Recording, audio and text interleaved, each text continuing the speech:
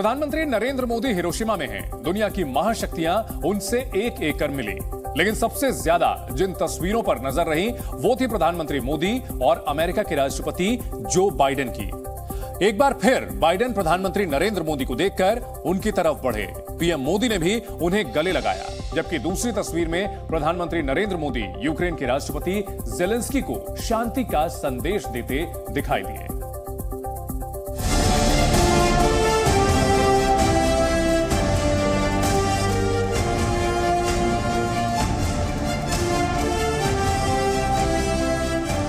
Super power मुल्कों के powerful दोस्त,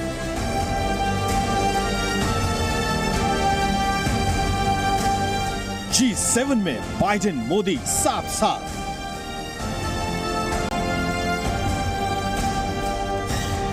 G7 ने मानी पीएम मोदी की पावर।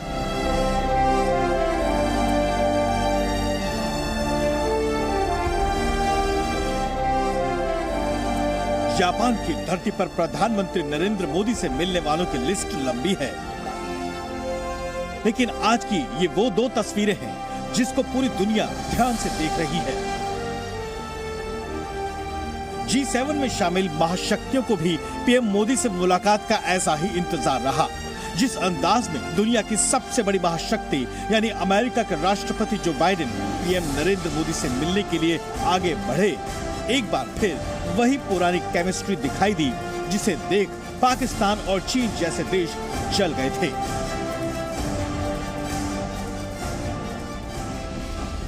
दरअसल पीएम मोदी अपनी कुर्सी पर बैठे थे। अमेरिकी राष्ट्रपति जो बाइडेन की नजरें मानो पीएम मोदी को ढूंढ रही हों। उनकी नजर जैसे ही प्रधानमंत्री मोदी पर पड़ी, बाइडेन मुस्कुराए। फिर क्या था, पीएम मोदी ने भी भारत की महान संस्कृति का परिचय देते हुए अपनी कुर्सी छोड़ उठ खड़े हुए और अमेरिकी राष्ट्रपति को गले लगा लिया। यही नहीं, दोनों महान नेताओं ने एक दूसरे का हाथ थामे रखा, जो साफ बताता है कि अब भारत दुनिया की महाशक्तियों के बीच सबसे अहम जगह रखता है। आपको बता दें कि ये पहली बार नहीं है। पहले भी जो बाइडेन पीएम मोदी से मिलने के लिए कई बार आतुर दिखाई दिए हैं। पीएम मोदी ब्रिटेन के प्रधानमंत्री ऋषि सुनक और फ्रांस के राष्ट्रपति मैक्रों से भी मिले, लेकिन सबसे ज्यादा निगाहें रही प्रधानमंत्री मोदी और यूक्रेन के राष्ट्रपति जेलेंस्की की उस मुलाकात पर, जिस पर पुतिन और जिनपिंग की भी नजर रही। एक बार फिर पीएम मोदी ने रूस यूक्रेन के युद्ध को विराम देकर शांति बनाने की और कदम उठाने की जेलेंस्की को खास संदेश दिया। हमारे बच्चे यूक्रेन से वापस आए, तब उन्होंने परिस्थितियों का जो वर्णन किया, उसमें मैं आपकी वेदना और यूक्रेन के नागरिकों की वेदना भली भांति समझ पाता था, उसका अंदाज लगा पाता था। और मैं आपको विश्वास दिलाता हूं कि इसके समाधान के लिए भारत और निजी रूप से मैं स्वयं, हमसे जो कुछ भी हो सकता है हम अवश्य करेंगे। आपको बता दें कि समरकंद में भी पीएम मोदी रूस के राष्ट्रपति व्लादिमीर पुतिन को समझा चुके हैं कि युग युद्ध का नहीं है, शांति ही सही रास्ता है। पीएम मोदी दुनिया में पर्यावरण और शांति की स्थापना करने का संदेश लेकर चलते हैं। जापान के प्रधानमंत्री फुमियो किशिदा का दर्द समझते हुए पीएम मोदी ने उनसे भी मुलाकात कर दुनिया को विकास यात्रा में चलने का संदेश दिया। प्रधानमंत्री नरेंद्र मोदी ने आज सुबह की शुरुआत जापान के प्रधानमंत्री के साथ द्विपक्षीय मुलाकात करके की। उसके बाद प्रधानमंत्री Narendra Modi peace memorial park पहुंचे, जहां पर महात्मा गांधी की प्रतिमा का अनावरण किया और महात्मा गांधी अमर रहे के नारे प्रधानमंत्री ने खुद लगाए भारतीय समुदाय के बीच में जाकर और शांति का संदेश पूरी दुनिया को दिया। पीस मेमोरियल पार्क पहुंचकर पीएम मोदी ने गांधी जी की प्रतिमा का अनावरण किया और गांधी जी के मूल्यों को याद दिलाया। जापान जो कि भगवान बुद्ध के विचारों के से पल्लवित पोषित है, वहां पूज्य बापू की प्रतिमा अहिंसा के, करुणा के उन विचारों को आगे ले जाने में बहुत बड़ी प्रेरणा बनेंगी। यहाँ मौजूद भारतीयों को भी पीएम मोदी के प्रभाव का अच्छे से एहसास है।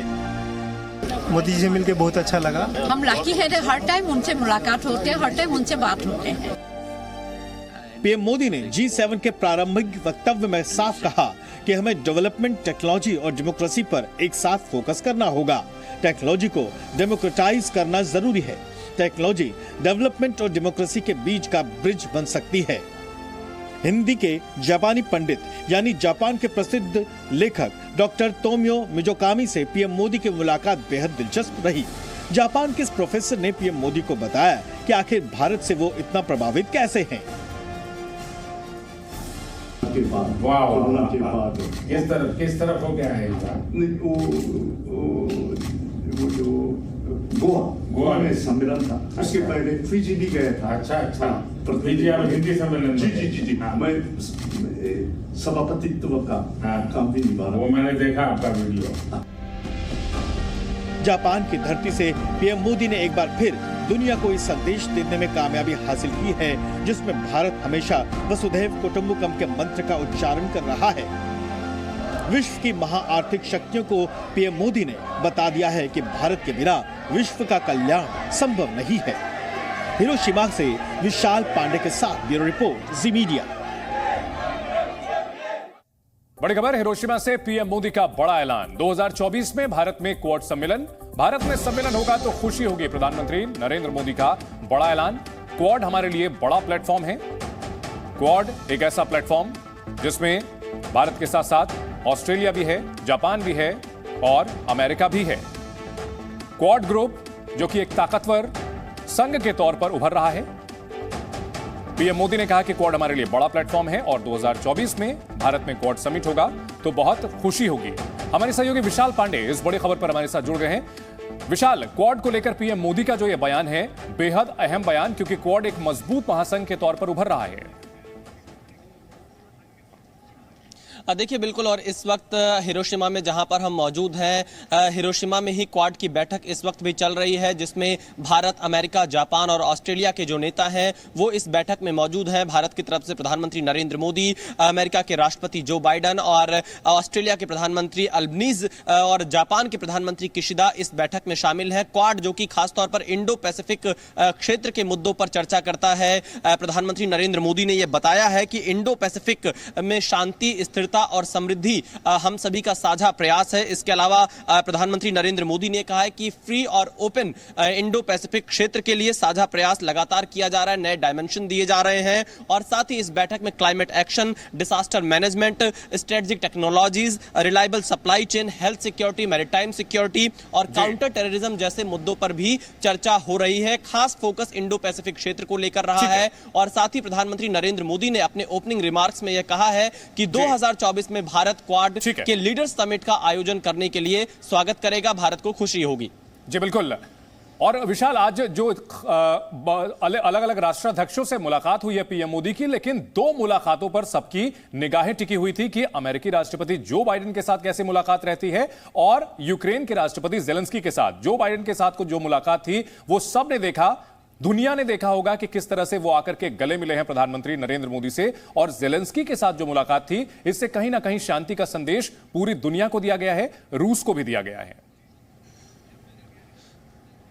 देखिए बिल्कुल, अमेरिका के राष्ट्रपति जो बाइडेन जब मीटिंग रूम में पहुंचे और उन्होंने प्रधानमंत्री नरेंद्र मोदी को देखा तो जो बाइडेन खुद चलते हुए पीएम मोदी के पास गए और प्रधानमंत्री नरेंद्र मोदी से गले मिले। ये उभरते हुए भारत की एक नई शक्ति की तस्वीर कही जा सकती है। जब प्रधानमंत्री नरेंद्र मोदी और जो बाइडेन गले मिल रहे हैं, भारत अमेरिका के दोस्ती की यह तस्वीर है। और बॉडी लैंग्वेज उस वक्त जिन लोगों ने देखा समझा, उससे कहा जा सकता है कि दोनों नेता काफी गर्मजोशी और उत्साह के साथ मुलाकात करते नजर आए। वहीं अगर हम यूक्रेन की बात करें तो यूक्रेन के राष्ट्रपति के साथ भी प्रधानमंत्री नरेंद्र मोदी की लंबी मुलाकात चली। और इस मुलाकात के दौरान प्रधानमंत्री नरेंद्र मोदी ने कहा कि जो युद्ध चल रहा है वो राजनीतिक और अर्थव्यवस्था का मुद्दा नहीं है, बल्कि भारत के लिए, प्रधानमंत्री नरेंद्र मोदी के लिए मानवता और मानवीय मूल्यों का मुद्दा है। पीएम मोदी ने आश्वासन दिया है, भरोसा दिया है कि इसके समाधान के लिए जो भी कदम उठाने होंगे वो खुद उठाएंगे। और डायलॉग और डिप्लोमेसी, दो ऐसे शब्द इस मीटिंग से निकलकर सामने आए हैं। प्रधानमंत्री नरेंद्र मोदी ने खुद ट्वीट किया है कि इसी रास्ते पर आगे चलकर इसका समाधान निकाला जा सकता है। बिल्कुल, भारत की सधी हुई कूटनीति का सबूत है G7 देश में प्रधानमंत्री नरेंद्र मोदी की मुलाकातें और जिस तरह की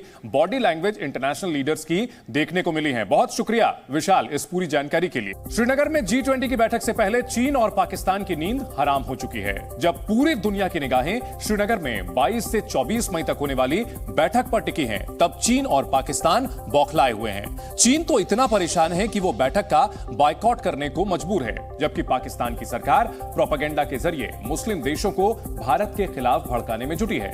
इन तमाम कोशिशों के बाद भी दोनों पड़ोसियों के अरमानों पर कैसे पानी फिर रहा है, इसी पर देखिए ये एक्सक्लूसिव रिपोर्ट।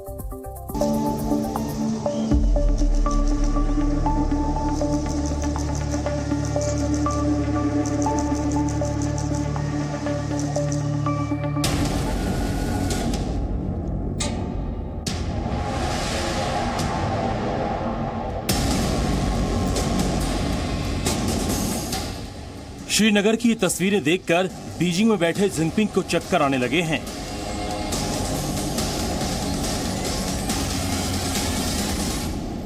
बाईस से 24 मई तक श्रीनगर में होने वाले G20 की बैठक की तैयारियों ने पाकिस्तान की नींद उड़ा दी है। श्रीनगर हो या फिर श्रीनगर को जोड़ने वाले जो रास्ते हैं वो हर जगह नाके लगा दिए गए हैं। खासकर रात में जो है चौकसी बढ़ा दी गई है। श्रीनगर की धरती G20 की मेजबानी के लिए तैयार है, इसीलिए पाकिस्तान और उसके आका चीन की बेचैनी लगातार बढ़ रही है। चीन तो इतना बौखला गया है कि उसने श्रीनगर में होने वाली मीटिंग का बाइकआउट करने का ऐलान कर दिया है। 双方将就双边关系、务实合作以及共同关心的问题深入交换意见。驻北京外秘书司金总理还将赴上海访问。中俄作为最大邻国和主要新兴市场国家， चीन की इस बौखलाहट की एक वजह प्रधानमंत्री मोदी का जापान दौरा भी है। जापान में जिस तरह चीन की गलत नीतियों का विरोध करने वाले नेता प्रधानमंत्री मोदी से मिले, उससे जिनपिंग के पैरों तले जमीन खिसक गई। हिरोशिमा में क्वाड लीडर्स की बैठक ने भी चीन का चैन छीना। मेरा मानना है कि क्वाड वैश्विक भलाई, मानव कल्याण, शांति और समृद्धि के लिए निरंतर प्रयत्न करता रहेगा।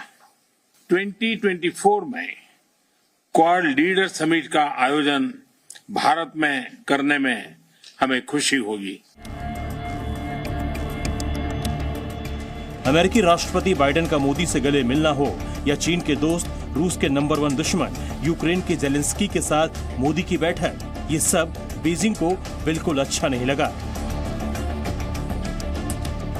चाइना की ये जो स्टेटमेंट आई कि श्रीनगर में हो रहा है और डिस्प्यूटेड टेरिटरीज में हम नहीं जाएंगे, इसका मतलब चाइना भारत से अपने रिश्ते सुधारने के मूड में अभी फिलहाल बिल्कुल नहीं है। तो जो गलवान या जो हमारी स्टैंड ऑफ्स चल रही हैं, कमांडर लेवल टॉक्स चल रही हैं, वो वैसी चलती रहेंगी, उनमें कोई ज्यादा प्रोग्रेस नहीं होगी। इसका मतलब ये है क्लियर कट, भारत की बढ़ती ताकत और दुनिया में बढ़ती अहमियत ही चीन के चिढ़ने की सबसे बड़ी वजह है। चीन की तरह ही उसका चेला पाकिस्तान भी लगातार प्रोपेगेंडा कर रहा है। श्रीनगर में G20 की बैठक न हो पाए या बैठक को लेकर विवाद खड़ा किया जाए, इसके लिए पाकिस्तान लगातार अलग अलग हथकंडे अपना रहा है। जानकारी के मुताबिक पाकिस्तानी विदेश मंत्रालय ने सभी देशों में अपने दूतावासों को चिट्ठी भेजी है। 8 पेज की इस चिट्ठी के जरिए श्रीनगर में होने वाली बैठक का विरोध करने की बात कही गई है। दुनिया में भारत की साख खराब करने की बात भी इस चिट्ठी में लिखी गई। मुस्लिम देशों से भी पाकिस्तान ने गुहार लगाई है कि वो भारत से अपने रिश्ते खराब करें। इसके लिए भारत में मुस्लिमों की खराब हालत का हवाला भी दिया गया है। ये याद रखना चाहिए कि जब कभी चीन कहता है कि जम्मू कश्मीर एक डिस्प्यूटेड टेरिटोरी है, इससे हरगिज ये मतलब नहीं लिया जाना चाहिए कि वो को कश्मीरी अवाम के मफादात की तर्जमानी करते हुए ये कहता है, बल्कि वो इसलिए कहता है कि उसके अपने जो मफादात हैं वो उस टेरिटोरी के डिस्प्यूटेड स्टेटस के साथ जो है वो जुड़े होते हैं। 2000 रुपए के नोटों की वापसी पर या कहें चलन से बाहर आने के बाद जनता इसे भ्रष्टाचार के ऊपर एक और प्रहार मान रही है। वहीं विपक्षी पार्टियां सरकार को एक बार फिर घेर रही हैं। केंद्र सरकार पर विपक्षियों के हमले के बाद बीजेपी और केंद्र सरकार के मंत्री भी पलटवार कर रहे हैं। भ्रष्टाचार के खिलाफ हमारी लड़ाई जारी रहेगी। जो बड़े सेठों के पास है वो उनको काफी राहत मिलेगी और जो निकलेगी जो उनसे ब्लैक मनी पब्लिक के बेनिफिट के लिए ही है और हम गवर्नमेंट के इस निर्णय का स्वागत करते हैं। जिनके पास ब्लैक मनी है थोड़ी बाहर आएगी। तो इसको तुरंत बंद किया, ये अच्छा कदम है देश के लिए। नोट बंद करने मेरे हिसाब नाल तक गवर्नमेंट ने चंगा किया। ये नोट बंदी नहीं बल्कि नोट वापसी का है। हर 3-4 साल में लाइनों में लगा देते हैं, ये अच्छी चीज नहीं है, ये अनप्रोडक्टिव काम है। ये एक प्रकार का काले धन पर सर्जिकल स्ट्राइक है। राजनीति के गलियारों में 2000 रुपए के नोट को लेकर वार पलटवार का दौर जारी है, पर देश की जनता को लगता है कि 2000 के नोट को चलन से बाहर करने का सरकार का फैसला भ्रष्टाचार पर रोक लगाने के लिए भी सही है। 2000 की नोटें अभी तो फिलहाल तो आती ही नहीं है और सब वो तो सब पैसा समझ लो वाइट हो गया, ब्लैक का पैसा पूरा वाइट हो गया। बड़े व्यापारियों का काला धन बाहर निकलेगा और इस फैसले से मैं सहमत हूँ। ये सराहनीय पहल है आरबीआई का। जब पहली दफा 2016 में नोटबंदी हुई थी तब तो शायद ही काला धन वापस आया था, इससे संभवतः काला धन वापस आएगा। इस बीच शहर शहर आम नागरिक 2000 के नोट बैंकों में जमा करवाने के लिए पहुंचना शुरू हो गए हैं, ताकि बिना किसी मुश्किल से आसानी से नोट बदलवाए जा सकें या बैंकों में जमा हो सकें। जो पैसा मार्केट से कलेक्शन में आएगा वो जमा कराना ही पड़ेगा। सही कदम है वैसे तो, क्योंकि ब्लैक मनी कम हो जाएगी, पर पहले भी जो अप्रोच लगाई थी ब्लैक मनी की, सराहनीय कदम है देखा जाए तो ये चीज़ जो भी हो रहा है ये। लेकिन ये है कि इसका क्या आगे वो आएगा ये देखने के लिए है कि भाई आगे क्या ब्लैक मनी आएगी या नहीं आएगी। कांग्रेस अध्यक्ष मल्लिकार्जुन खड़गे ने सरकार से सवाल करते हुए कटाक्ष किया है कि क्या ये गलत निर्णय के ऊपर पर्देदारी है। पहले नोटबंदी से अर्थव्यवस्था को जख्म दिया, नोटबंदी से करोड़ों रोजगार चले गए। जहां एक और सरकार के मुताबिक ये फैसला जनता के हितों को ध्यान में रखकर लिया गया है, वहीं कांग्रेस समेत विपक्षी दलों का हमला लगातार जारी है। देखिए, अब सरकार की है तो बहुत कुछ सोच कर की है, अच्छा के लिए है, देशवासियों के लिए, गरीबों के लिए और पारदर्शिता के लिए। देखिए, अब सरकार की है तो बहुत कुछ सोच कर की है, अच्छा के लिए है, देशवासियों के लिए, गरीबों के लिए और पारदर्शिता के लिए। मोदी सरकार ने यानी कि प्रधानमंत्री जी ने माना कि उनके नोटबंदी के फैसले गलत थे, जो विपक्ष पहले ही से कह रही थी। उनके नोटबंदी के कारण हजारों लोगों की जानें चली गई, कितनों की शादी टूट गई, कितनों की मौत हो गई। इन सब के लिए प्रधानमंत्री जी को, जैसे उस दिन नोटबंदी में राष्ट्र के नाम संबोधन किए थे, पुनः प्रधानमंत्री जी को आकर देश की जनता से माफी मांगना चाहिए, न कि आरबीआई से सीधे ट्वीट करके बंद कर देने की घोषणा करनी चाहिए। एआईएमआईएम अध्यक्ष असदुद्दीन ओवैसी ने भी 2000 रुपए के नोट को चलन से बाहर करने के फैसले पर सवाल उठाए हैं। आपको बता दें कि जी न्यूज पर प्रधानमंत्री के पूर्व प्रिंसिपल सेक्रेटरी नृपेंद्र मिश्रा ने फोन पर बातचीत की, जिसमें उन्होंने साफ कहा कि पीएम मोदी की सोच शुरुआत से ही थी कि 2000 के नोट विशेष परिस्थितियों में एक अस्थायी व्यवस्था थी, विशेष रूप से गरीबों के लिए, लेन देन के लिए व्यवहारिक नहीं है। एक लंबे अरसे तक इस नोट को चलन में रखने से काले धन को प्रोत्साहन मिलता, करों में चोरी को प्रलोभन मिलता, इसलिए 2000 रुपए का नोट चलन से बाहर करने का फैसला जनहित और देश हित में है। आपको बता दें कि नृपेंद्र मिश्र 2016 में नोटबंदी के वक्त भी प्रधानमंत्री नरेंद्र मोदी के प्रिंसिपल सेक्रेटरी थे। भारतीय रिजर्व बैंक ने शुक्रवार को 2000 के सभी नोट वापस लेने का ऐलान कर दिया। ये नोट साल 2016 में नोटबंदी के बाद जारी किए गए थे। हालांकि 2000 के नोटों को अवैध घोषित नहीं किया गया है। इसका मतलब है कि 30 सितंबर तक ये नोट आम चलन में रहेंगे। इसके बाद भी ये नोट प्रचलन में रहेंगे, क्योंकि इस मामले में कोई साफ ऐलान नहीं किया गया। 2000 के नोट अब बैंक की तरफ से नहीं दिया जाए। बैंक में 2000 के 10 नोट एक बार में जमा किया जा सकता है। बैंक 20,000 रुपए के मूल्य के दूसरे नोट बदले में देगी। विशाल पांडे के साथ ब्यूरो रिपोर्ट, जी मीडिया। इमरान खान और शहबाज सरकार के बीच ड्रामा जारी है। इमरान खान खुद को बचाने के लिए कई बहाने बना रहे हैं और सरकार उनकी गिरफ्तारी का रास्ता तलाश रही है। दोनों ओर से बयानबाजी भी जारी है और टकराव लगातार बढ़ रहा है। ऐसे में पाकिस्तान के हालात सुधरने के आसार दूर दूर तक नजर नहीं आ रहे हैं। पाकिस्तान में इमरान खान वाला ड्रामा जारी है। कभी इमरान कुछ कह रहे हैं तो कभी शहबाज सरकार कोई बयान दे रही है। बयानों की इस जंग में पाकिस्तान का बंटाधार हो रहा है। 9 मई की हिंसा के बाद से ही इमरान खुद को बचाने के लिए तरह तरह के नाटक भी कर रहे हैं। कल भी आधी रात में इमरान खान अस्पताल पहुंच गए। करीब 4 घंटे तक इमरान अस्पताल में रहे। इस दौरान लाहौर प्रशासन ने उनके घर के आसपास अतिक्रमण हटाओ अभियान चलाया। इमरान खान के खिलाफ पाकिस्तान की सेना और सरकार ने मोर्चा खोला हुआ है। हर रोज नए नए तरीकों से एक्शन लिया जा रहा है। जमान पाक में 40 आतंकियों की तलाश में भी एक पुलिस की टीम पहुंची थी, लेकिन इमरान ने उन्हें घर के अंदर नहीं जाने दिया। पाकिस्तान के पूर्व प्रधानमंत्री 9 मई के बाद से ही लगातार सवालों के घेरे में है। आरोप है कि इमरान के इशारे पर ही पीटीआई के कार्यकर्ताओं ने पूरे पाकिस्तान को हिंसा की आग में झोंक दिया, जिसके बाद सरकार ने एक्शन शुरू किए और गिरफ्तारी का सिलसिला शुरू हो गया। इमरान खान अपनी जान छुड़ाने की कोशिशों में है, मगर सरकार उनकी गिरफ्तारी का बहाना तलाश रही है। इसीलिए पाकिस्तान में टकराव बढ़ रहा है और इमरान को लगता है कि उनके खिलाफ साजिश के तहत सरकार फौज को सामने खड़ा कर रही है। पाकिस्तानी फौज के खिलाफ बयानबाजी करने वाले इमरान खान के सुर अब फौज को लेकर बदलने लगे हैं। इमरान को लगने लगा है कि फौज कड़ी कार्रवाई कर सकती है, इसलिए वो फौज की तारीफ भी कर रहे हैं, मगर शहबाज सरकार अपने रुख पर कायम है। इमरान खान के घर छिपे आतंकियों का मुद्दा अभी पूरी तरह खत्म नहीं हुआ है। इमरान ने जिस तरह पुलिस की टीम को घर की तलाशी लेने से रोका, उसके बाद कई सवाल उठ रहे हैं, मगर इमरान इसे लेकर भी सफाई देते फिर रहे हैं। ब्यूरो रिपोर्ट, जी मीडिया।